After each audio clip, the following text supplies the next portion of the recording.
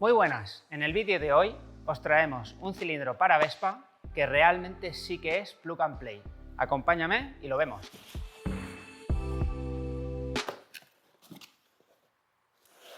Ecopack, este cilindro no contamina.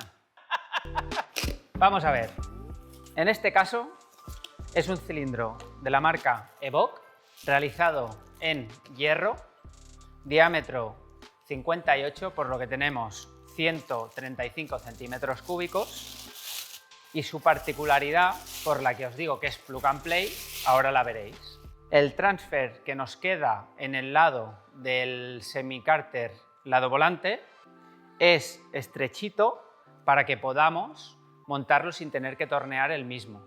Tenemos un pistón de 2 segmentos que además viene grafitado. En el kit encontraremos este QR, que son las instrucciones de montaje, sus juntas y todo lo necesario para poder montarlo. En cuanto a la culata, tenemos una bujía lateral y, si nos fijamos, ya viene con banda de squish. El cilindro es el modelo Iron Boost, como os digo, realizado en hierro. La culata cuenta con 4 puntos extra de cierre. Tenemos 5 transfers de carga y lo interesante es que esta parte es la que nos permite montar el cilindro sin tener que tocar nada del cárter. A diferencia de otras culatas, esta está pensada para poder disipar mucho mejor la temperatura gracias a estas aletas.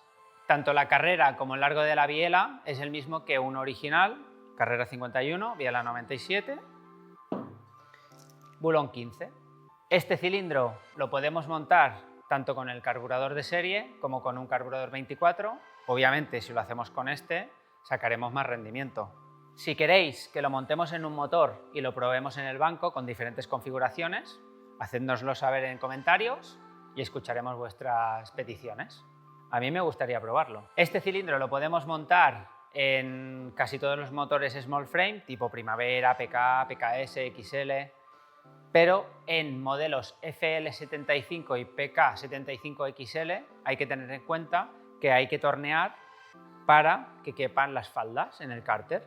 No hace falta nombrar otras marcas de otros cilindros, pero su particularidad de que se pueda montar en un cárter sin tener que limar la parte del lado volante es un gran qué. Además, a esto le sumamos que por fin viene con banda de squish. Desde luego sacaremos un buen rendimiento de este cilindro. Una Vespa de origen, como bien sabéis, está en torno a 4 caballos, 4 caballos y medio.